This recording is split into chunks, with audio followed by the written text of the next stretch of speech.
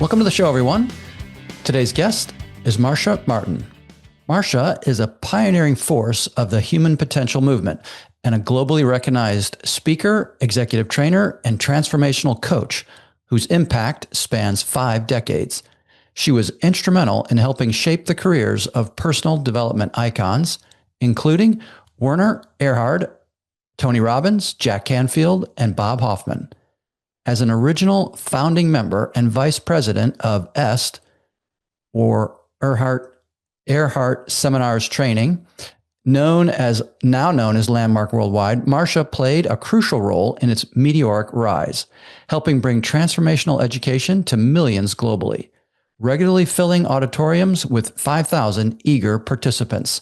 A renowned international leadership and communication expert, she has trained over 300,000 individuals and consulted with Fortune 1000 companies, including Hard Rock International, Chase Bank, Warner Brothers, and many others, guiding their executives to achieve peak leadership and championship performance. Marcia recently wrote the best-selling book, Sex, Power, and Transformation, the inside story of the rise of the self-help empire, told by the woman who helped build it.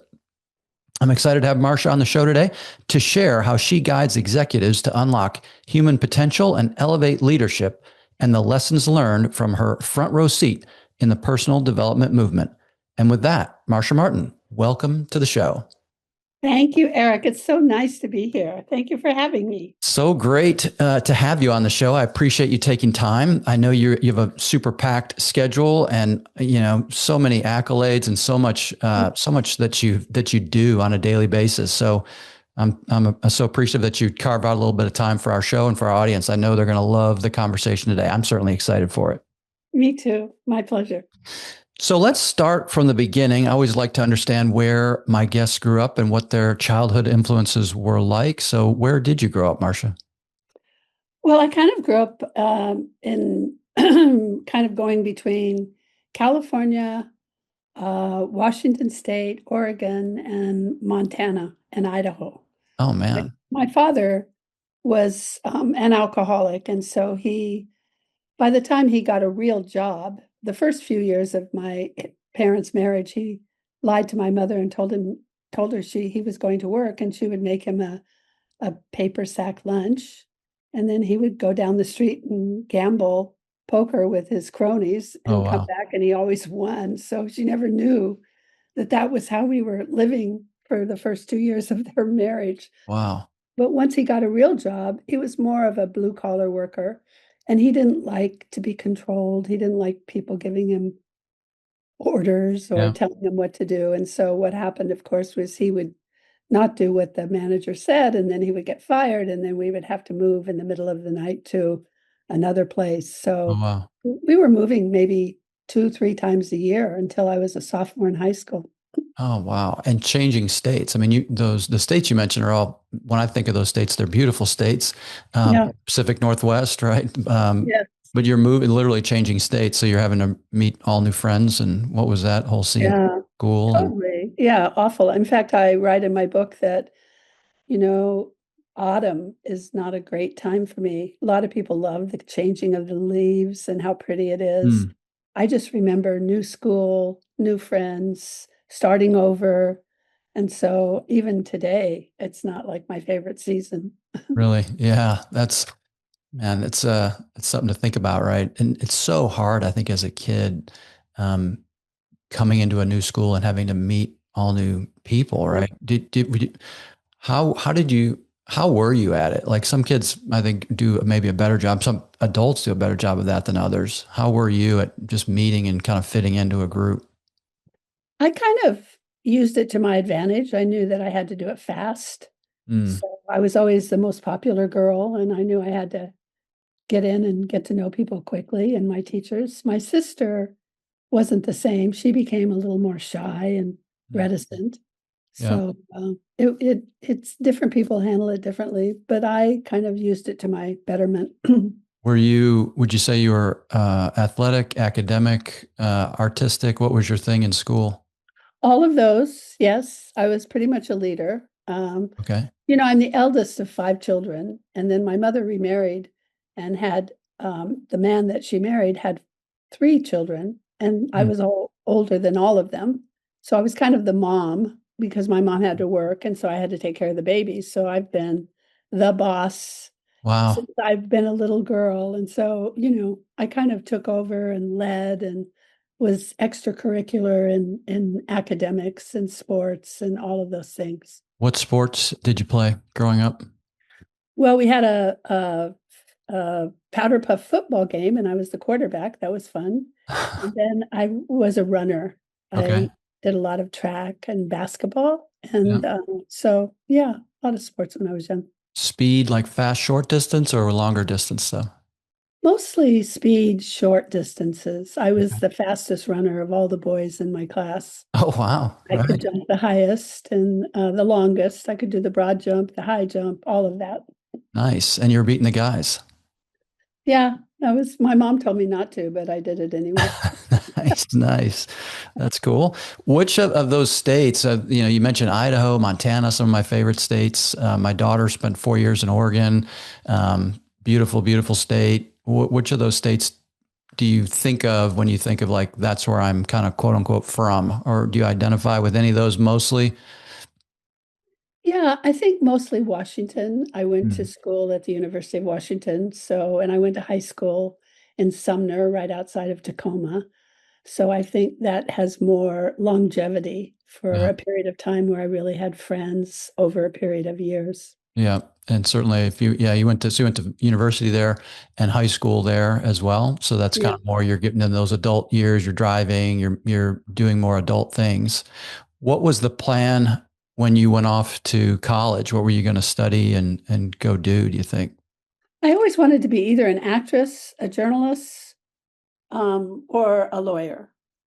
So Okay. it pretty much, I think my history of, being a coach, a trainer, a Mm, speaker, a motivational speaker, an executive coach and trainer is pretty much a combination of all those three. So I'm on yep. stage a lot and need to act and be, personable Yep. and I need to guide myself in terms of, coaching others. So I think it's kind of a combination, but that's where I was drawn to more the communication arts. But my degree actually came in business. So I took my degree, I fulfilled with organizational development. So I studied how organizations evolve, which helped me when I'm creating companies for sure. Yeah, for sure. So you got your undergrad in organizational development. Mhm. Were you And thinking communication. Yeah. communications? Did you think, okay, I'm going to go work in corporate America at that point? Is that as you start to get into your college and did you have a vision for what you were going to go do? No, the second year I was in college at the University of Washington at the end of the beginning of my junior year, I was elected to be the House Vice President. I was in a sorority, Alpha Gamma Delta. And because I was raised in a very poor family, we didn't have a lot of money. I had a scholarship to go to school. The alumni were concerned because the vice president's job was to handle the rush Hmm. system. And you needed to be available all summer long to be able to organize the girls, make the parties, get all of the things handled, which is really what I ended up doing in my life was producing events. So that's interesting. Right. But they said that I couldn't have the office because they were concerned that I wouldn't be able to work that summer and be able to go to school. They were really just trying to take care of me. But it broke my heart so much. I just decided to leave Seattle and went off to San Francisco. I graduated from the University of San Francisco later, Oh, wow. and that's where kind of my whole destiny began because I ended up in San Francisco at the end of 1967 when I was just 20. And that was the beginning of the human potential movement with all of the transformational courses and self help, Jose Silva, Alexander Everett, Michael Murphy, Esalen Institute. It was really the beginning of the whole self-help industry. Hmm. So it was quite a place for me to start. How did you stumble into that? Like, how did you get exposed to that initially? Well, in San Francisco at that time, it was the beginning of hippies. Yeah. We were called the Flower Children. There's a great song, if you're going to San Francisco, be sure to wear a flower in your hair. And I always thought, I always wore flowers in my hair because I was in a sorority. So I had that going for me. Right. But it was the beginning of so much happening, the very, very beginning of the self-help industry, where people were looking for more human potential. And there were new courses coming out. Jose Silva had mind Mm. control, and Christian Science had a course on healing, and Alexander Everett had just started mind dynamics a little bit later. So it was the very beginning of it all Mm. happening. And so everybody kind of was involved a little bit. Yeah. You were about human potential. It Yeah. was like you learned that, oh, your potential hasn't been tapped. It's like there's more to it. Yeah. And so I was involved with that. Besides which, I had an aunt who I met who was actually a cousin, but we loved her so much we called her Aunt Gladys. And she was a healer and an esoteric astrologist. And I met her when I was just 20, 21 years old. And I interned with her, and she taught me how to heal, and Mm. she taught me how to meditate. And she had studied Rosicrucians, and she had studied theosophy. And so she was very much into the inner work and discovering who you were and having your personal powers. So I was interned from the time I was a very young Mm. girl and Yeah. kind of grew up inside of that movement. Hmm. Interesting. Very interesting. I think about some movies come to mind that mention est. And was est a thing at this point, or had it even been formed? No, it hadn't been formed. I actually heard about Werner. One of my roommates, Stan, came home and he said, "Hey, I heard this cool cat, is Yeah. going to talk about aliveness at the Jack Tar Hotel." And I always thought that was funny because if you knew San Francisco and you knew the Jack Tar Hotel on Geary Street, you didn't think of it as being a place where aliveness happened, but okay. It was not a nice hotel. Yeah. And I said, I'm for aliveness. Let's go. And we Yeah. went to the very first guest seminar that Werner Erhard ever led Mm. about a course he was teaching before he created EST, which was called Mind Dynamics. He had gotten the ability to lead the trainings in San Francisco from the founder, Alexander Everett. And he was getting ready to lead his first Mind Dynamics training, which was to be held in February of 71. And before that, he led a guest seminar to tell people about the training. And I happened to end up at that training. And what I saw at the guest seminar and how Werner explained it, I realized, at least for myself, that he was talking about teaching people the things I had learned from my aunt about Mm. personal power, about how to create your destiny and how to really manifest the things that you wanted and how powerful you were. And I thought that this was a way to bring that knowledge to the masses. So I was really interested in taking the training because I wanted to help it grow in the world, to have people have that knowledge. So I took the first guest seminar that he led, and then I enrolled. I actually was a scholarship. I called him up and I said, I want to be in that training. I'm supposed to be in that training. And Right. he said, that's great. And I said, well, there's one problem. He said, what's that? I said, well, I don't have any money. I'm like a little hippie girl. Right. So what happened was I decided that, okay, I really knew I was supposed to be there. And so I just told him that. And then he said, well, how are you going to handle that? And I remember I didn't How are think you I going was, to handle not having any money type of thing? yeah, Yeah. Yeah. what are you going to do about the fact that, if you come to the course and you don't pay? Yeah. And at the time, I didn't think I was being a smart ass. I was just being certain. Yeah. And I said, well, I'm not sure something else in the future won't be more important. So I may But not pay at all. yeah, I just know I'm supposed to be there. And he actually said, okay, I'll see you at the training. And so I was an original scholarship at the Scholarship. very first training he ever led in San Francisco in February of 71, which was Mind Dynamics. It was a 4-day training at that time before EST. 4-day training. Do you remember what the price was? It was $150. $150 for 4 full days of training. Yeah. So tell me about that first 4-day training. As far as like what you recall, how intense was it? Because EST had a reputation for being intense. I don't know a ton about it. I know just a teeny bit. And again, it's for the, I'm sure a lot of the listeners probably have heard the term S because it became a phenomenon, right? And Yeah, a cultural phenomenon, and then later was turned into Landmark Forum, and there's now 3.5 million graduates around the world. So from the time that I was there until I left, we enrolled over 800,000 graduates. I was in charge of enrollment, and I was the vice president. So it started off as Mind Dynamics. Mind Dynamics was different than EST was after Werner created EST, and EST was different than Landmark after EST became Landmark. And Mind Dynamics was mostly a combination of closed eye processes and sharing from the people in the room.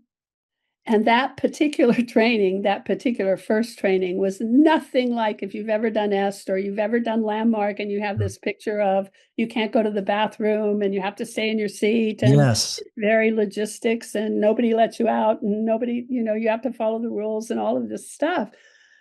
It was 30 of us in a room at the Holiday Inn in San Francisco at the wharf.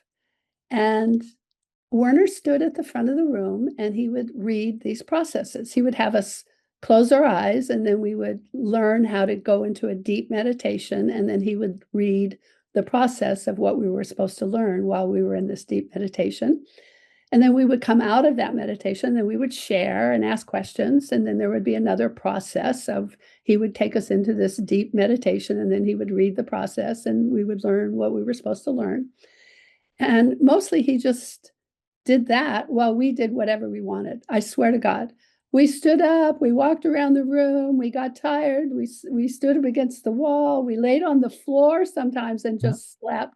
We were all smoking cigarettes, and they let us smoke cigarettes. We got up, we went back to the back of the room, got our coffee, came back. It was, and it ended at 6 p.m. every night. So usually, after S became S and Landmark, it was like 2 and 3 and 4 in the morning when it would end. So it was very different in the beginning. It was very metaphysical. It was very spiritual. It was very much of closed eye processes and inner work. And then they had a thing in the original Mind Dynamics training. They called it a case.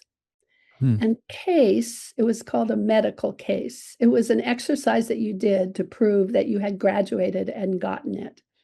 And you sat with another person, and that person would write on a card somebody that they knew that you didn't know, their name, their age, their gender, and where they were from. And that's all they would say. And then they would write on the card what the medical condition was. It could be they had an amputated leg, or they'd had a breast removed, or they had cancer of the whatever medical condition. Yep. And what would happen is we would go into what we called our space or our levels. They called it levels. And we would count ourselves down into levels using colors and stairs. And while we were in our levels, it was like a deep meditative state. And this person, at the end of the graduation, they would say, okay, this person's name is such and such. He's this or this gender, this age, and from this city.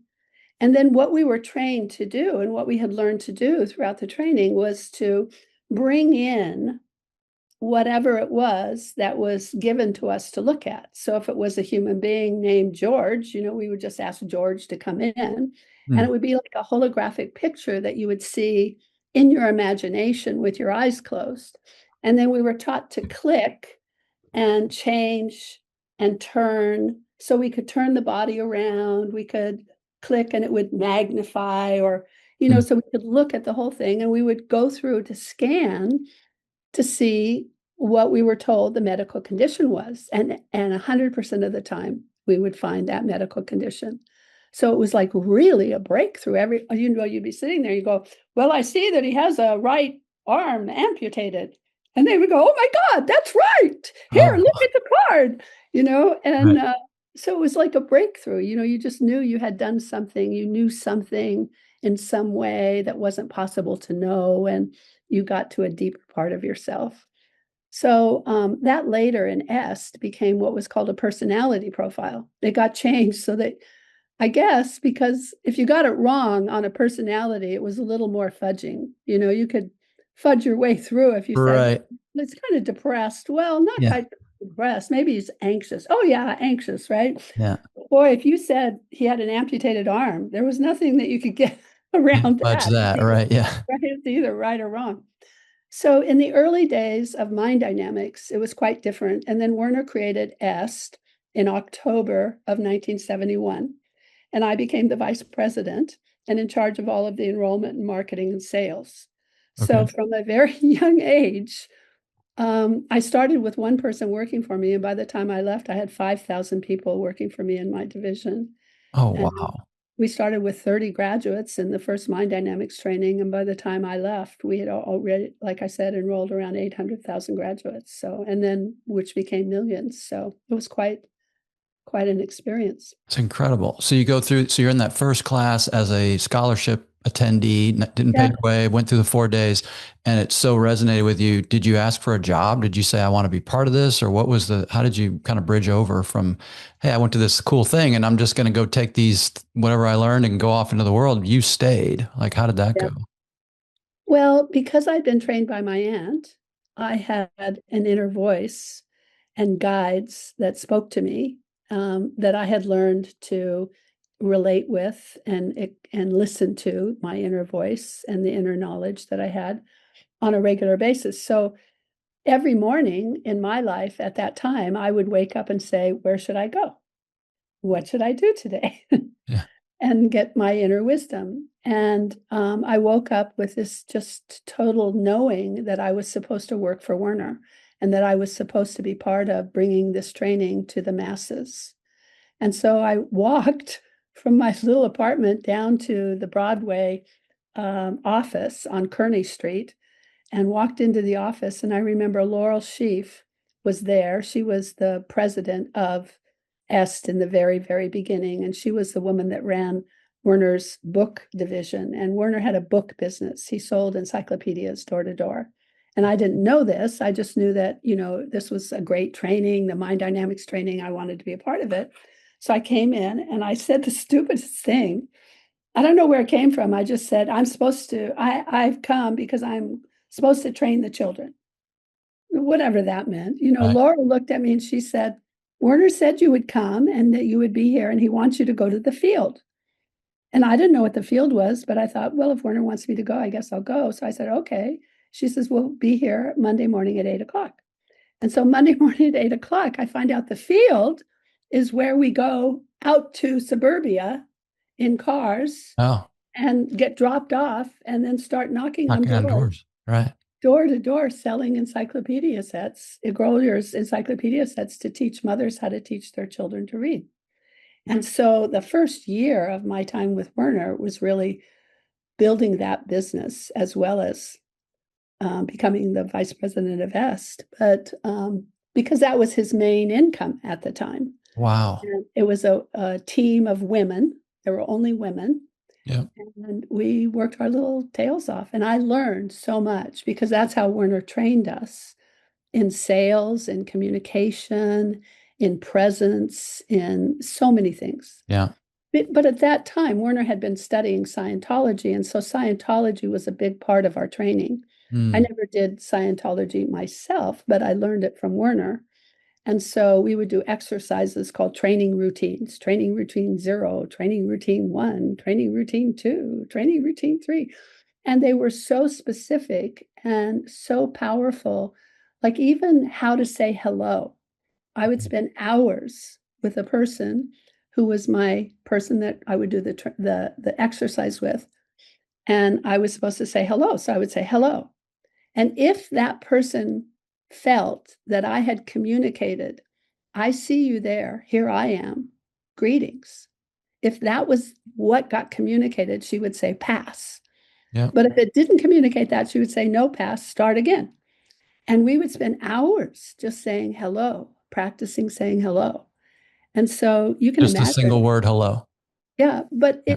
but we learned how to actually see someone, Mm. be present and get them present in a greeting. Yeah. like to really call a person to come here. I want to talk to you. Yeah. Get yourself present, God damn it. Hmm. So it was very interesting, all of those things that we learned during that time. Wow, man, door to door encyclopedia sales. So probably not what you thought you were signing up for when Well, yeah, you no, take into not the at all. field to start selling encyclopedias, right? And also it was door to door encyclopedias, door to door during the day. But then when we come back from the field, we were producing this mind dynamics course. So we were enrolling people into the course. So we would have guest seminars. And I was one of the people that either led the guest seminar or was enrolling people at the guest seminar. And once you did the guest seminar, if they didn't enroll that night at the guest seminar, then we kept a card on them and called them the next day. So my day, 24/7, 7 days a week, was sell books, come back, get on the phones, Yeah. do the enrollment calls over the phones from the guest seminar the night before, then go to the guest seminar that night and enroll people into this training. Get up again, go to the field. It was wild. Wow. It was just, I was so committed because we were changing the world. Do you think, I just kind of had a thought strike me. I'm curious. Do you think that your early childhood of constant movement and moving around and having to go into schools and meet new people gave you some early like lessons and training and comfort around talking to strangers and having to figure out and fit into groups and things like that? Because when I think about door-to-door sales, I mean, you have to be comfortable talking to a stranger, and a phone sales, you're talking to a stranger every time. And that most people freak out at that, right? They can't do that. It's really hard to do. And I think, do you think that early upbringing maybe gave you some conditioning there? Or do you think it was something else? No, I think it had a lot to do with it, but you must understand, I was kind of a magical child. I was always present. I could see into people's hearts. I was articulate Hmm. always. Yeah. You know, if there was any kind of play, I was the lead in the play. Hmm. If there was any kind of sport, I was the star of the sport. Yeah. It was kind of that my whole life. The thing that I think really brought something from my childhood to working with Werner is because I wanted to please my father so much, Hmm. and because he was an alcoholic. If you've ever been around alcoholic or been raised by an alcoholic, you know that it's precarious. You don't Hmm. know what they'll do. One minute they're happy, the next minute they're angry, Yeah. and things change on a dime. So you have to be alert and you have to keep yourself safe. And he was very powerful, even though he wasn't, um, a professional. He was a blue collar worker. He was a very powerful man. Sure. And I wanted to have him love me. I wanted to be loved by him. I wanted to prove myself to him. And he was a hard man to prove yourself to. Hmm. So I think that the fact that I wanted a powerful man to see who I was and be able to deliver for that person kind of was Hmm. part of what attracted me to Werner. Here is a man that was just very powerful and very dynamic, and I wanted to please him. And he used to say I had more intention than anybody he'd ever met. If I decided something was going to happen, it happened. I made it happen. Yeah. And I've kind of been like that my whole life. Was Werner similar to your dad in how he doled out praise and or appreciation? I mean, did you see similarities in the two men? I did, in terms of, I mean, I didn't know it at the time, but as I look back, and people can read my book, Sex, Power, and Transformation, that they can get on Amazon. And I've shared a lot of these incidents, and it's a very powerful, magical book. But my father and Werner were the same in terms of they were um, they were so certain about everything. Mm. It's almost like you took their word as if it was the truth, rather than as if it was a point of view, and you could look to see what your own truth was. And that's one of the Yeah. things that I learned through the years of being in the transformational industry is one has to be very careful that you don't give your voice away, and Mm. you don't just say yes because somebody powerful is charismatic and is Mm. the guru, or is the powerful father, that you have a voice too, and you know what's good for you, and you have to be true to that. Yeah, for sure. When you think about mind dynamics, and then as it starts to bridge into est, what do you think was the most? So you're signing people up for these seminars. You're at the very early stages of it. So there's no herd mentality because people don't know what it even is. And you're having to ask them to come to something. And you're at the very beginning of this what became a phenomenon around, human growth and personal development, things like that. So there wasn't even the sense of that. Like now, if someone were to call, not that this is how it's done, but and said, "Hey, do you want to go to a Tony Robbins seminar?" There's already all this groundwork and context and thought around what that means. Yeah. When you were doing it, there was none of that, right? So what was the initial like sign up rates and how it starts to build? Like what were those early days like in filling those rooms? Well, first of all, you have to understand about my ability to communicate. And that is, I really speak from my heart, and people can tell I'm being authentic. And when I'm excited about something, speaking from my heart, then there's just no stopping. You're being excited about it too. Yeah. And I was like the Pied Piper. I mean, literally, we would have the first graduate seminars were held in Hanukkah's house, who was one of the leaders in the early days of Werner's Mind Dynamics and Est. And Hanukkah was my manager in books. And at Hanukkah's house, we would sit on a circle in the living room, all the graduates, there were 30 of us, right? Mm. And Werner would sit on the floor with us and he would do an advanced training and he would say, you can bring guests. And if you bring your guests, then we'll help you share with them. We'll answer their questions. Mm. So we would bring guests, and then the guests would be taken into the bedroom, and either Laurel, Hanukkah, or myself would sit on the dresser in the bedroom to lead the guest seminar, and the guests would sit on the bed. And that's how the first guest seminars were in the Wow. early days. And what would happen is I would go out in the universe, and everybody I met, they would see something was different. Mm. People would go, what is it? Like there's something going on, because it was almost like I had this light. I was like the Pied Piper. There were just people following me everywhere. So in that circle, Werner would go around and say, how did you get here? How did you get here? How did you get here, to the guests? And one guest would say, I'm a bus driver and Marcia got on my bus. And the minute I saw her, I knew there was something special and I had to have what she had to have. And she told me to come. Or another woman said, I was at a restaurant in the bathroom and Marcia came in and I had a headache and she told me she could help me. And she put her hands on my head and fixed my headache. And I looked at her and I just knew there was something special and I had to have whatever she had. I mean, it was like that. Wow. And if I spoke in front of a group, people were touched.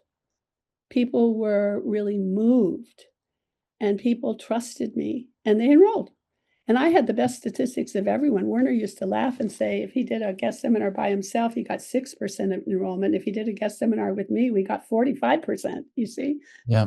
So there was something magical there. Okay. But how it happened was we filled our first training was 30 people that I attended. Our next training the next month in San Francisco, Werner said he wanted to double the amount of people in the training every month.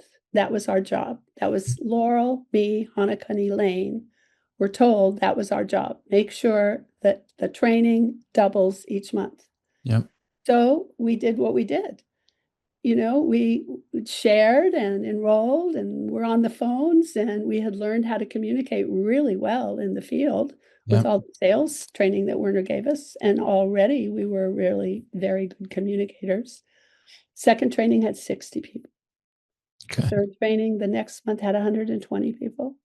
The next training had 250, and we never went below 250 after that. What we did instead was, after a few months, we started doing 2 trainings a month in San Francisco. Then we went to LA and we did 1 training a month there. Then we went to Aspen and did 1 training a month there.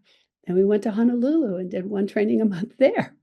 And it was just the same people, me, Laurel, Hanukkah, and Elaine. We would fly to wherever we needed to fly to lead the guest seminar. If there were more than 10 guests at a guest seminar in New York, I would fly from San Francisco to New York to lead it, because everyone knew if there were 10 people in the room, I would enroll 8 to 9 of them. Yeah. and somebody else would enroll maybe one. Right. But people just flocked to the training around And me. Werner was there also. So it was you would lead it, and then he would be part of it. And was there multiple No, he wouldn't be leaders? part of the guest seminars. After a while, he would do the graduate seminars and he would do the Graduates. trainings. Oh, So okay. it was a really good system. So first of all, you have to have someone that's brilliant and great as a product. Hmm. You can't do this unless you get a really good result. And those trainings were magical. People's lives changed. Their relationships with their spouses, their children, their bosses, their friends, their, broken relationships with parents and siblings all got restored. People started making sales they hadn't been able to make before and landing deals, and then they would come back to the training, we have a guest seminar at the end of each training Okay. where everybody could bring a guest, and all of these people they just got out of the training, they'd be saying, oh my God, here's what happened to me, here's what happened. So there was that excitement. Then we would take the guests into the guest seminar room, and only Laurel or Hanukkah or me or Elaine and another woman, Barbara, were allowed to attend because we didn't want anybody getting in the way of us closing people. So you're trying to at the guest seminar, your goal is to close them to go to a training. Yes. Okay. So how long does So the guest seminar last? Like, is it just hours or it's an hour or no, it's 3 hours, 7 to hours? 10. Yeah. Okay. So and so you're talking about the program and why they should sign up Yep. okay. And then the goal is get them into the training, and then Werner's going to lead the training. Yep. Okay. So the system was perfect because Werner produced a great result. Yeah. Werner trained us to be great communicators. Yeah. We enrolled the people at the guest seminar, and then we were on the phones the next day talking to anybody that hadn't enrolled that night and Yeah. enrolling them over the phone. Yeah. And then they would come to the training, have the experience, and they would bring their guests. And you see? Yep. I got you. Got it. And so what do you think in those early days, this thing starts taking off, like you're saying, it's doubling every month, it's doubling, and then it never goes down, even though you're adding cities and sessions and multiples per month, and it's just going and going and going. What was the element that you felt was part of EST, Werner's vision or the thing he was bringing to market that was so unique and powerful that it contributed to that growth? First of all, he's very dynamic. He's fun. He's funny. Mm. He's insightful. He's caring. He sees you. He's present. Yeah. Being around someone like that is like being around a light. Yeah. It's intoxicating, right? Yeah. Yes, totally seductive and wonderful. And it delivered on the results. It was a good training. The other thing about EST is once it became EST, it got a lot of the Scientology in it. It didn't have Scientology in it when it was Mind Dynamics, but Okay. Werner put it was a combination of psychology, philosophy, Scientology, metaphysics, human behavior, sales techniques. It was he had the ability to see how a person developed and what they had to look at within themselves to confront, to be able to see maybe something I'm doing in my life isn't working. Mm-hmm. He had the charisma and the safety. It was, even though he bellowed, he screamed, but it was not a yelling kind of screaming. It was a very big voice. Even though he had that big bellowing voice, he was tender. He was funny. He was intimate. And he had this ability to take you through a process where you look to see how your life wasn't working, even though nobody wants to say that. Yep. But in that room, people felt, you know what? My life isn't working. You're right. I don't have a good relationship. My life sucks, Yeah. Yeah. And to confront that, and then to be able to do the inner work, to be able to strengthen the parts of them that needed a new way of looking at something. And it was really like having a caterpillar become a butterfly. You let go of the old way, Yep. and you reconstituted yourself into a new way of being. And it wasn't about what you did or had. It was about who you were being. And nobody else had done it that way before. People told you what you needed to do to be better at something. But nobody really said, well, what's more important is who are you being? Are you being a fraud? Are you being honest? Are you being authentic? Are you being confident? Or are you being a pretense and pretending? Are you, and that really, it made sense to people because it was true. Everybody was out there pretending their life was okay when they knew it sucked. Yeah.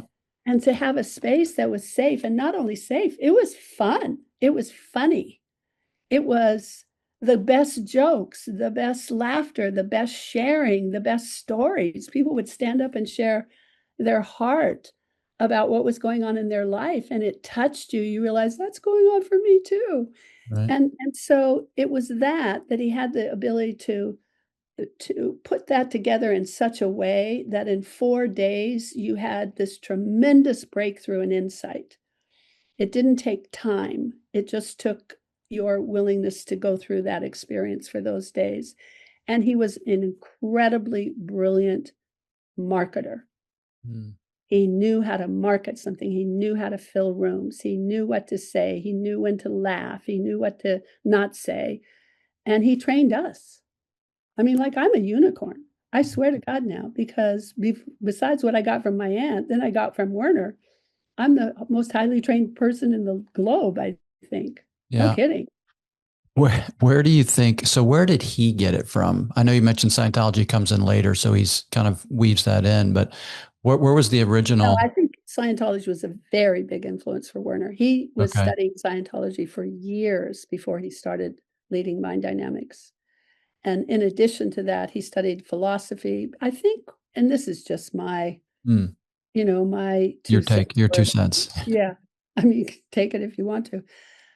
Werner never graduated from college. He never went to college.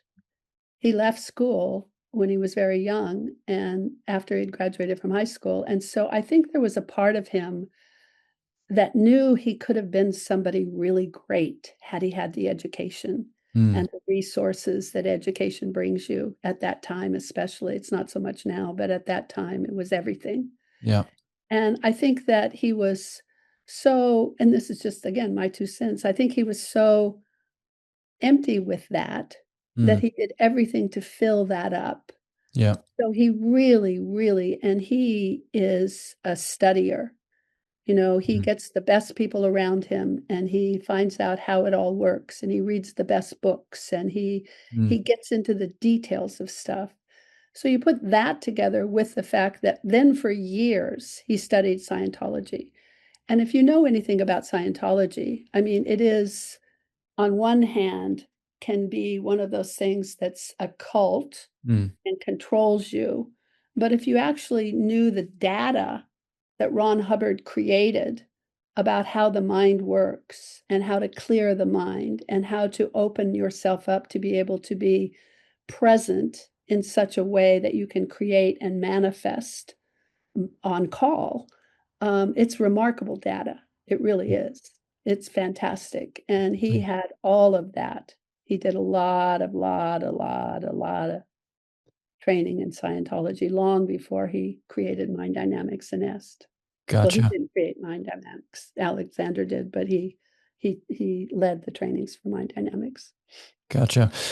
So at the end of these 4 days, you're saying like there's breakthroughs. People are like, oh my gosh, I'm going to fix my relationship, or I'm going to fix my job, or I'm going to, and off they Yeah, but go. even before that, Eric, in the training, you were told, go call your mother if you have. Okay, in the middle of it. Yeah. And so it wasn't just breakthroughs after, it was breakthroughs during. And you would see people break down in front of you Hmm. and cry and sob and then laugh and realize, oh my God, I've been holding on to this for so many years and I didn't need to. I can let it go. Yeah. I'm free, So it was really remarkable. It was very, very wonderful. So you had so I'm as I'm listening to you, it's like it's like what's the single most powerful element that caused this thing to just take fire and just grow? It sounds like it's results. It was transformation happening and people going, this isn't snake oil or some kind of, Yeah. hocus pocus. Also, It was working for them. absolutely that. And absolutely the dynamism of Werner. and absolutely the training of Laurel and Hanukkah and Elaine and I. But there was something else. It was the timing. Mm. It was the timing of the baby boomers. We were fighting the Vietnam War. Mm. Nixon was being a corrupt president. We Mm. had lost our enchantedness about what it meant to be a human being. And that seed of there's more potential, there's something bigger, there's something Hope and better. yeah. We grabbed onto it. We were for peace and love. Mm. We Yeah. didn't want Vietnam. We were protesting in the streets Right. against war.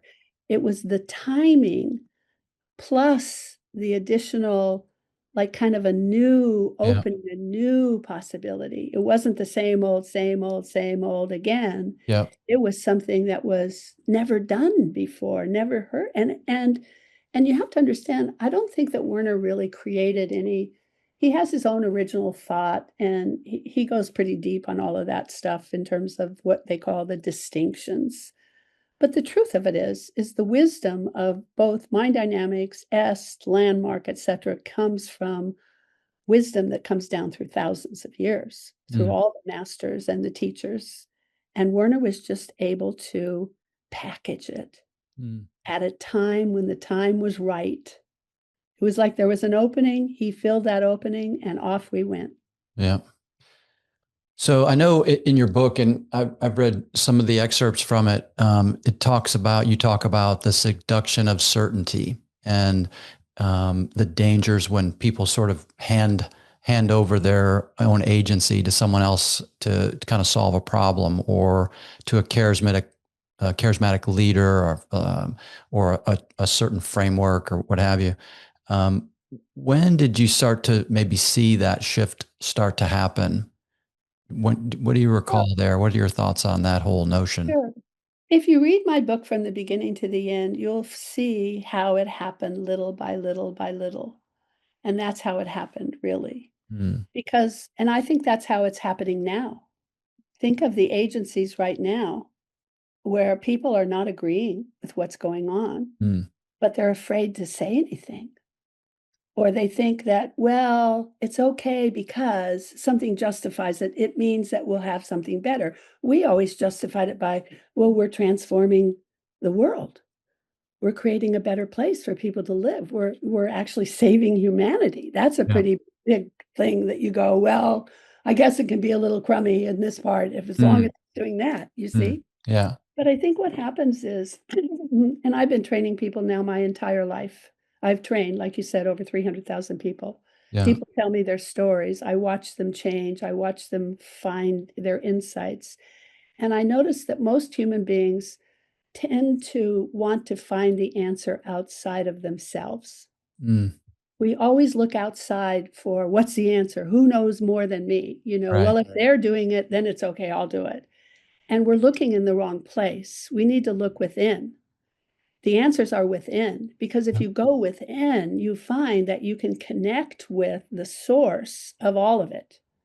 That there is a place, just like the ocean. I use this as a metaphor. The ocean is a great body of water, but when it crashes up on the rocks, it splashes and it creates this spray.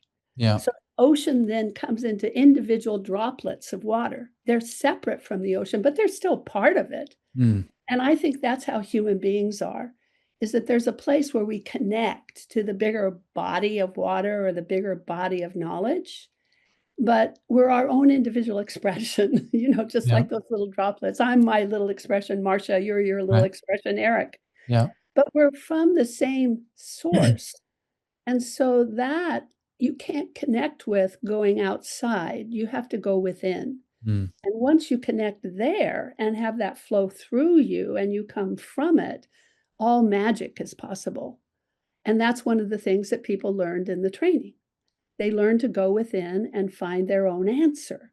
Mm. And I think that there were two things going on, and I have been a part of many of the large human potential transformational programs throughout the last 5 decades. I didn't just help create and rise up est. Mm.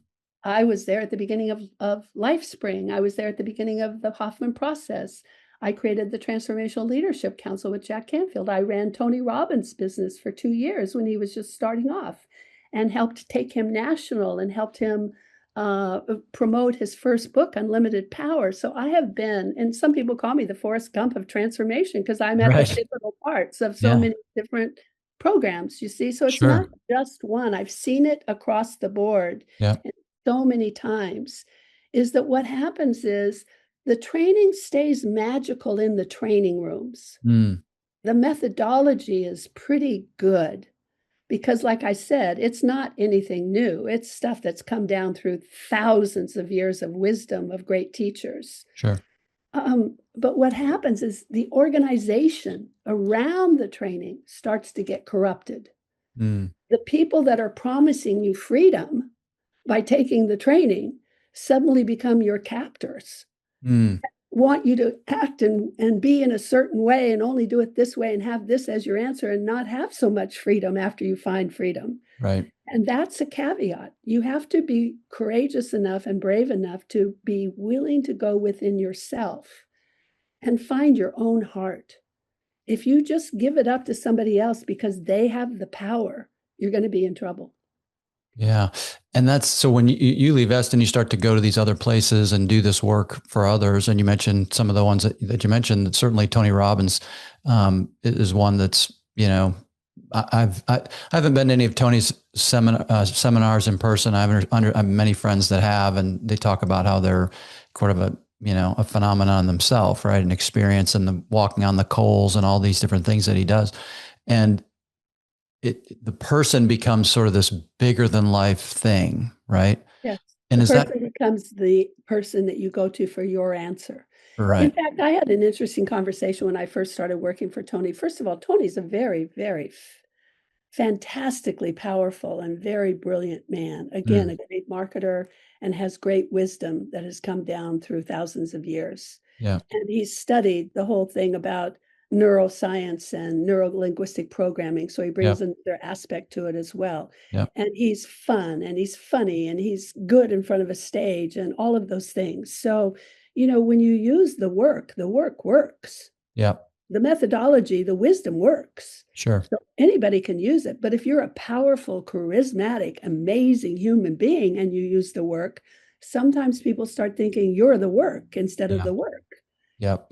And I remember talking to Tony because when he was first interviewing me to run his company, I ran his company for 2 years in the early days, in the mid 80s with Tony. So when he first started also, I've been at the beginning of them all. I mean, it's amazing. What I said to him was, well, I had a philosophy that what I wanted to do, because we were talking about how we thought and who we were and stuff. And I said, my philosophy is that I want to, excuse my voice, I just got over that terrible virus and I finally have a voice back, but it's not quite whole yet. No problem. But anyway, I told him, I said, well, my philosophy is that I want to create a space for people to be safe enough that they can look within and find their answer rather than me giving them my answer. Right. Right. And Tony says, no, I want them to have my answer. And I thought that was so transparent and so honest. I said, well, screw it. I'm going to work for this guy. At least he's honest. At least he's telling me what's going on, right? He's, not hiding it. Yeah.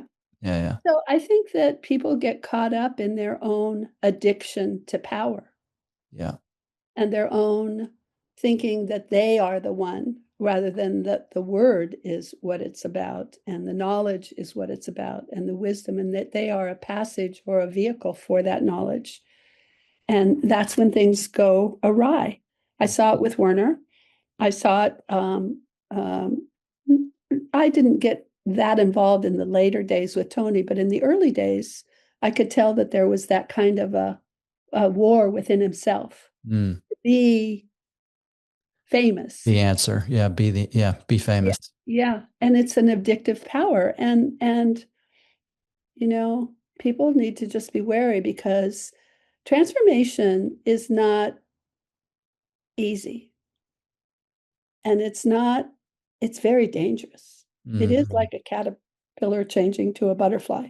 Yeah. And if you understand that, I used to think, in fact, Werner would say to me, because I didn't know, I was 22. Yeah. I was the leading, I had 1,000 people in the auditorium and then 5,000 and then whatever. And they were all asking me questions and saying, well, what does transformation mean? Because we were saying we're going to transform your life, right? Right.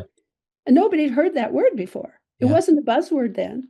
And I would say, well, Werner, what is transformation? And he'd Yeah. say, oh, it's just like when a caterpillar becomes a butterfly. I thought, oh, that makes sense. So That's I would, violent, right? yeah, for That's massive. years, for years, Eric, I would say, oh, it's just like when a caterpillar becomes a butterfly. Yeah. And I would go on to the next subject, right? Well, years later, I learned what actually happens.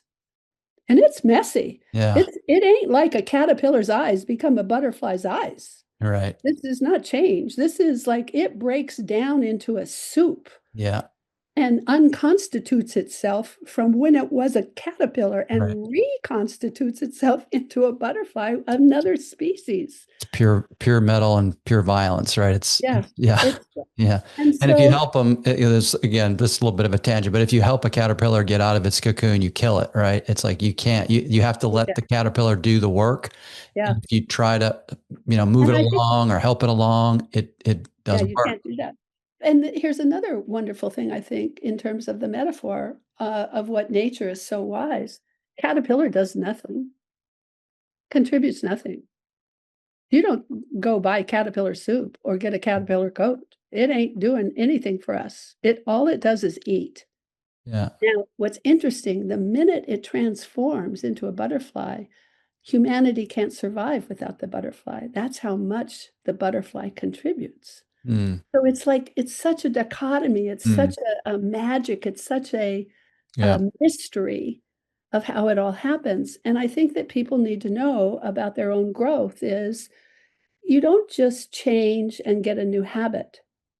If you're going to evolve, if you're going to transform, you must face what's there in the first place and take responsibility for it and then let it go. And that ain't easy for people to do. It's not Yeah. so easy to say, oh, yeah, for 40 years, my life hasn't worked. Because of me. Yeah. Yeah. Yeah. I think I'll just tell that to everybody. Yeah. Hey, my life isn't working because of me. Right. No, it's not that easy. And it's dangerous because when you let go of something that was yourself or you thought was you, Yeah. then you have to reconstitute that. It has to be created anew in a new form.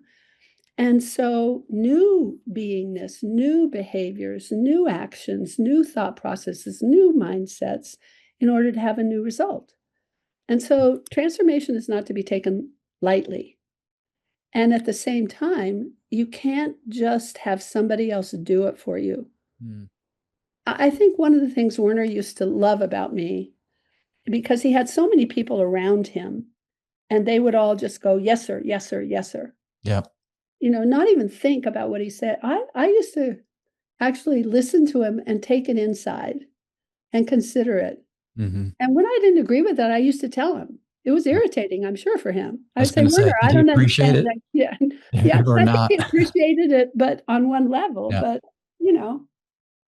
so I don't know. I learned a lot from that man and I bless him and I wish him well. And at the same time, everyone has a shadow. Mm. And what happens with the followers and the cult is they think they have to protect you from the shadow, Yeah. theirs and the leaders. And that's the first stage of an organization starting to disassemble Mm. because you can't have growth without the shadow side. You can't pretend it's all perfect and all Yeah. good. And, oh, yeah, everything. It's like we're doing in politics now. Yeah. Every side says the other side is totally wrong and they're Right. totally right. Right. I think it's a little bit Yeah. more, Yeah. it's A a little little more different. nuance. Yeah, Yeah. for sure. Um, what was I going to ask? I had a question.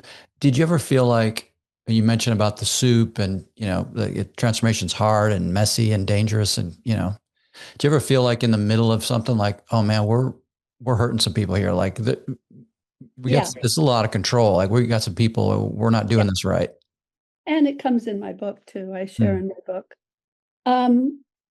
The beginning of that I could tell, and I think many people have called me who have been S staff members from the past or Landmark staff members, and they've told me that my book has freed them up. Mm. And they appreciated the authenticity of it and how I handled people with love, even though I was betrayed. Yeah. Because I'm not trying, this isn't a tell-all. This is a reclamation. It's a reinvention of myself. Mm. It's my journey and what I needed to go through to find myself and my power and my voice so that I could make the contribution I was meant to make. Right. And yet I saw that there were times where I thought this isn't right. But then I said, but we're saving the world. Yeah. But we have millions of graduates whose Yep. lives have changed. And so, there's like maybe part of that was okay, but it gets to a point if you let it go and don't really confront it, where it can be very damaging. And I think that in the Landmark organization, many of the staff people who I've personally talked to have horrendous stories of being abused. Mm. And I know that in the S days, we used to yell, but we didn't used to choke people. Oh, You wow. know? So So physical abuse. yeah, and yet they hide it because they think, well, they're wrong. They should have done it differently. They deserved the beating or they Oh, wow. deserved the yelling. Do you see? But not just in Landmark or Sure. EST I'm saying across the board. It's kind of how organizations evolve or Mm. people evolve if you aren't able to confront and really tell yourself the truth about power. Because I got to tell you, power is addictive. It's, yeah. Yes. Yeah. It's addictive. I was there. I had thousands of people, just totally fawning over me. I was staying in the best hotels, eating the most expensive foods, drinking the best vodkas and, Mm. all of the best of the best of the best in the fastest cars and in the prettiest clothes and the best diamonds. Yep. And it's just like almost you lose sight of. And then for me, what happened was it was interesting because my aunt told me when I was a young girl, because I'd been interning with her. And when I met Werner, I told her I was going to go to work for Werner. And she said she wanted to meet him. Now you have to understand, she was an esoteric astrologist and a healer, like a shaman. Mm.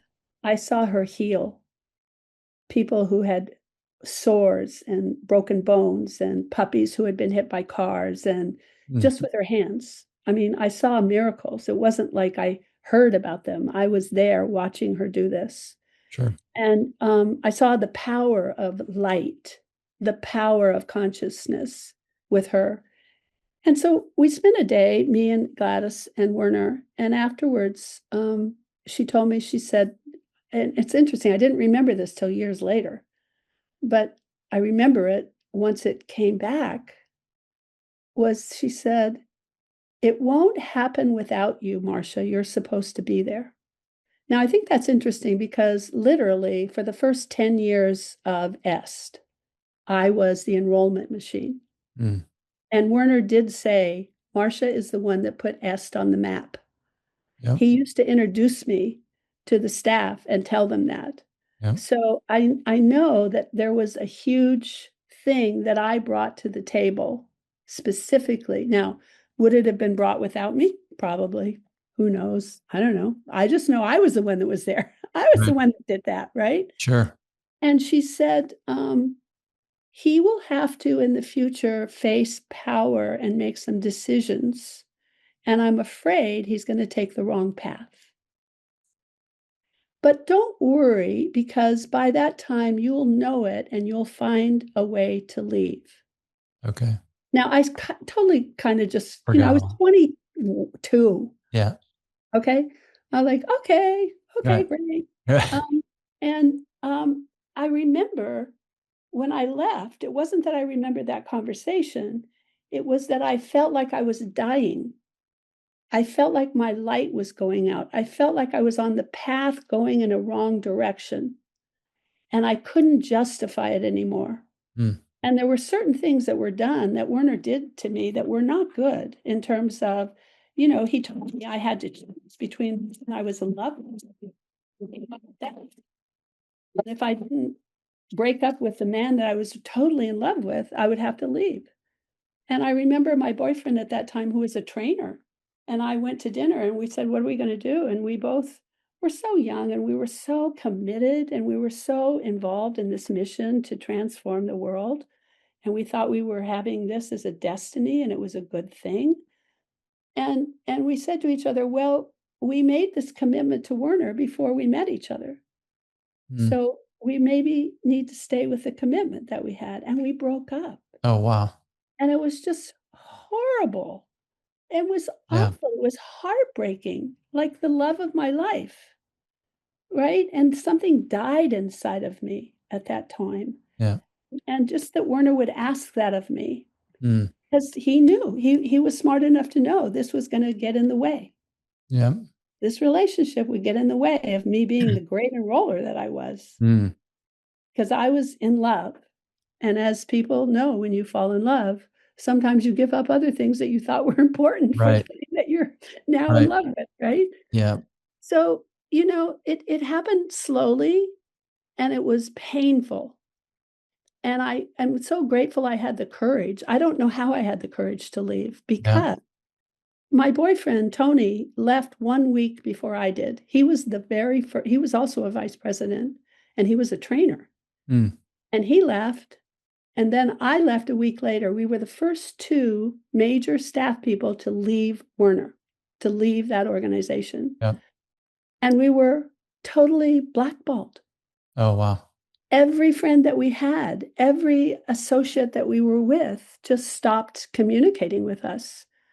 And suddenly we found ourselves in a world where we didn't even know how to make it work. Yeah. We had been inside of this bubble for 10 years. Yeah. With Everything was massive done for us. success and accolades and Yes, and just, if I said something, people hopped. did it. Yeah. Like I got out in the world and I was like, please call me back. And No one couldn't even called. get somebody to call me Right. back. Like, Right. what the hell is this, right? Right. The real world. Right. So it's just, I'm grateful that I made it out. Yeah. I'm grateful that I wrote this book. It took me a while to write it, but I think I couldn't have written it until now anyway. And I'm curious, what gave you the courage to leave? And then what would you tell someone else that's maybe is in similar shoes that you're in, where you're feeling like, man, I was in this and I believed in it, but now I'm questioning, but it's hard. I mean, what was what was the source of the courage that led you out? And then what was the lesson that you would pass on? Well, first of all, I think the source of the courage is I realized I was dying. Hmm. I felt like my light was going out. I felt like I couldn't go further down this path. It wasn't my path. Yeah. And I just felt like I'd gotten to a place, and it was around the time Werner started saying, I'm the source. Everybody has to acknowledge me as source. And Oh like, boy. that's that. And I've heard, and I've been with Werner since then, and I love Werner, and I think that he hasn't taken responsibility for many things, like many of us haven't taken responsibility ourselves for many things in our own lives. So I don't hold that against him, but I don't hold him in that place where whatever Werner says, whatever Werner does Hmm. is right, because it's not. Yeah. And I think one of the things that happened was we once I decided to leave, Werner asked me to come back and work on a project with him and help get the past est executives, which there were a lot of by then. Once he asked me to do this project with him, to re to transform est, Hmm. transformation of est. Right. Right. And there's been like 20 transformations since then. The reinvention of Right. Landmark, the Yeah. re-evolution of Landmark, the renaming, whatever, Yeah. Yeah. Yeah. like, Yeah. but I don't think you can have the transformation if you don't let go of the other stuff. Yeah. And you can't let go of the other stuff if you don't acknowledge it. Yeah. So I remember this one, where there was 3,500 people in the auditorium. They were all staff members, trainers, assistants. And we were having the transformation of est. and Werner was up at the front of the stage. And he was asking, well, what do you think needs to happen to transform est, right? And I got to tell you, there are many people in that room sitting there thinking, you need to transform, Werner. God Right. damn, that's what needs to transform. Right. Take responsibility and not have it be everything that goes right is your doing and everything that goes wrong is all of our doing. Right. Like there's something out here. Yeah. But nobody was saying anything of that ilk. Yep. And I was just sitting there, and I had a bunch of trainers around me. Some of them had left, and executives that had left, and they were mostly the guys, right? Yeah. And they were all sitting with me. And all of a sudden, Werner says, Marcia, and he calls my name. And I didn't have my hand up. And I'm well known inside of that universe. Sure. And microphone handler came running down that aisle and threw that microphone into my hand. And all of a sudden, there I find myself standing up with a microphone. Yeah. And I said, well, Werner, I didn't have my hand up. Did you mean me? And he says, do you know any other Marcia? And I was like, and I thought to myself, oh man, I am killed meat right now. Yeah. This is where we're going to have it be. I'm going to be dead meat on the floor. He's going to take me down. He needs to take me down, right? And all the guys were around me and they were going, go, Marcia, go, Marcia. I'm like, fuck, just stop it. Like, you get up here and say something. Right. And then Werner said, Marcia, why don't you come up on stage with me and we'll have the conversation up here? Oh my God, I knew I was dead. No. And I was so frightened. I couldn't even see in front of me. I walked down that aisle up to that stage and I prayed. I prayed to everyone. Yeah. I prayed to God. I prayed to Jesus. I prayed to Muhammad. I prayed to Buddha. I prayed to anybody that would listen. Right. I called in my aunt. I'm like, I need angels, anybody who's here, help me, right? Yeah. And I got up on the stage and there was just 2 bar stools and me and Werner on stage. And so he says, well, what do you think needs to be transformed? And we had about a 45-minute back and forth talk, which somehow I made it through because he is wickedly good. Yeah. At words, at articulation. And I just had my heart. I was just, because I love him so much, I said, Werner, the fish stinks from the head. And until you take responsibility, you have a blind spot and some things aren't working with you, it's not going to work. And so we went back and forth and back and forth. And it was all recorded somewhere in the catacombs of, there's this tape, right? But what happened was, we got to a place where he couldn't move off it because it was so pure. And there was a big blackboard, because we didn't have computers and everything then. Big blackboard on the stage was with how we would do things. And he went back in chalk on the blackboard. He put, of the list of the things that need to happen, Werner's blind spot. And I thought, hallelujah. There it is. It was kind of a freeing up for me. But I think what I would tell people is you just have to be willing to look within yourself. And the real transformation is get the tools and the resources and the coaches and the programs that teach you how to look within. It's not get the teacher that is the most famous or the most charismatic. It's get the teachings that teach you how to look within. How to get to the place where you have your hidden knowledge, where the knowledge comes through you, where you can find your own answers. And then somehow, if prayer works, pray, whatever you need to do, count beads, I don't care. But somehow have the courage to say what you see. And then it'll either work out or it won't. You'll either die or you won't. But I figure I'd rather die then knowing I was true to myself. Sure. True to the truth rather than just taking somebody else's answer because I was too afraid to speak. Yeah.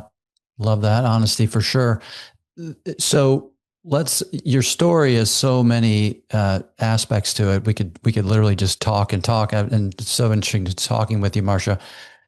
Flash forward a bit, right? So you've got multiple decades, right? I think in the intro part of your background research I did. So 5 decades in the industry. Where do you evolve to, and what are you doing kind of now? What are you up to now? What are you excited about? Obviously, you've got the book we'll talk touch on that? I know a lot of this is in the book has and been informed by all of this background. But what are you up to now, and what are you doing from a leadership and a coaching and speaking perspective? Well, I want to do more speaking. So I just was talking to one of the people that started and helped found and was a president at one time of the National Speakers Association. And I'm going to get more into speaking again. Mm. I really have fun speaking because you can do a lot in an hour or 2 hours or 3 hours. But the other thing I love is I go into corporations and I work with senior executives, and I have a 3-day program that if they're willing to give me their top 20 to 30 executives Yeah. for just 3 days, I will transform the culture of that organization just with the relationships that get transformed in that 3 days. And I've kind of described what I do is, and I've been working on it for years, and it's magical. It's so magical. I mean, even I can hardly believe the results that it produces. It changes everything. Mm. I realized that when you learn to read, you learned by learning the ABCs. It didn't make sense to you at all. And Yep. then you learned to put a couple of them together and spell a word, and then pretty soon you had a sentence, and pretty soon you had a paragraph, and pretty soon you could read Hemingway. Yeah. And you don't think about it anymore when you read Hemingway. You just consider Just do it's what I do. it. Yeah. But the reason you can read Hemingway is because you know the ABCs. You have the fundamentals that are the foundation of all of that great reading. And what I've done is I've pulled together what I see are the fundamentals of being an effective human being, an effective leader, a masterful communicator. Mm. And I teach these concepts, and not just teach them, but show them, embody them, have them practice them, have them understand them. And it's a process of sharing and exercise and data and closed eye processes for 3 days, Yep. where they come out a butterfly Mm. from a caterpillar. Love And it. it happens in the group, and it takes all the blame out of the organization because they start realizing that they are a team, not just because there's a bunch of people in the same department or the Right. same room, but because they are supporting each other, they're interacting together, they're communicating in a certain way. And I'm so proud of it. So that's another piece that I like to do. Love that. What do you see in corporate leadership as being the maybe a common issue that you see coming up again and again? And what's a key element to overcoming that? I think the common issue, not only in corporations, but in life, is that people think it has something to do with what you're doing. And all the skill sets are about how Mm. to do this, how to do that, how to do that. And that's not where the growth changes. Growth changes in who you're being. It's all about mindset. Mm. The action from mindset is natural because human beings are congruent. And what that means is you line up. Yeah. So whatever you're thinking or being or your mindset is, naturally you will speak in that way that flows out of that. And naturally you will act in the way that flows out of that. And so naturally you will have that result. So the key is mindset. The key is, and that's hard to teach Mm. because it has to do with people's beliefs. Yeah. And so I have a real sneaky, fun, magical way of kind of seducing them into the fact that probably they weren't the one person on the globe that had the one mother and one father who had the right answer. Yeah. Maybe there's some other points of view we should consider. Right. And then they start realizing, well, yeah, maybe I could think of it a different way. And then I start teaching them these concepts. And once you've got them, you can't not see them. Yeah. And so I'm really happy about that. Shifting from rigidity to more of a fluid way of thinking and more empathy, maybe more curiosity as opposed to rigidity. Yeah, and speaking from your ability rather than your pretenses. Mm. See, I see that people have three faces. And we all have them. The face we're pretending, right? Yeah. We all pretend we're okay. Yeah. We all pretend we got it together. We walk into a room. Boy, I look good, right? I've got it all together. My life is working. My relationship is working. I have enough money in the bank. Everything is perfect. Right. We kind of put that out there, right? Yep. As if, well, why do we pretend? We pretend because there's a second face, which is who we're afraid we are. Mm. We pretend to be confident because we're afraid we don't know what We we're lack doing. confidence. Yeah. Yeah. We're like, ask anybody if they know what they're doing. If they tell you the truth, the answer is no. You're right. Right? Yeah. We don't. Right. We're just like, oh boy, I lucked through again. Nobody Yeah. found out that I didn't even know what I was doing. Right. Well, behind the face of fear of who we are is who we really are.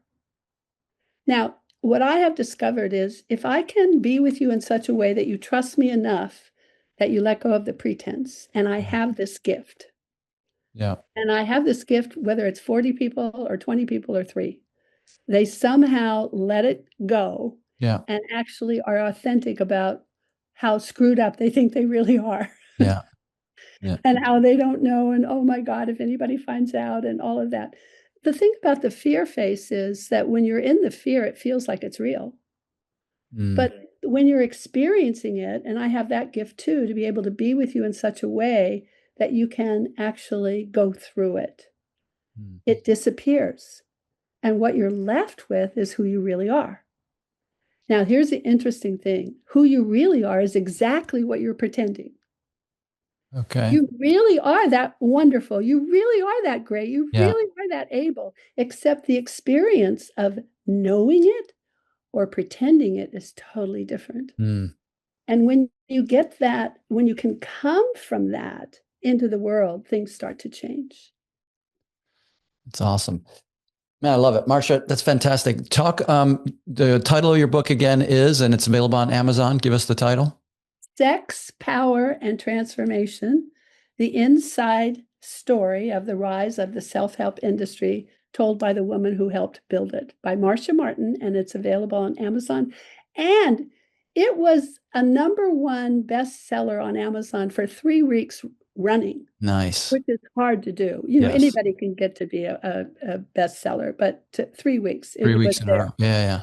Then I had to change the subtitle because I had the original subtitle about EST and human potential movement. I realized nobody knew what I was talking about if they were under 50. So I changed the subtitle, which meant it was a new book. Okay. Because it was the title. You can't change the subtitle without having it be a total new book. So I had to start all over. It became #1 bestseller again. Nice. So it's really a good book. It Fantastic. Really is. Yeah.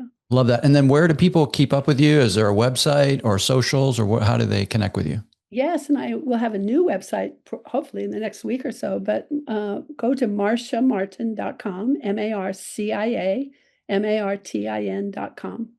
And you can get the book there. You can find out about my courses. You can find out about my executive training and my life coaching. You can find out about, you get a free gift if you come to the website. So it's all great.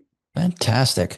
Marcia, what a fun conversation. I so enjoyed it. You're such an articulate person, such depth to your thought. I really just enjoyed the conversation so much and appreciate you spending time. And we went long today, so thanks for that as well. And thanks for spending time with our audience. It's been truly a pleasure. Thank you so much. Goodbye, everybody, and God bless. God bless you.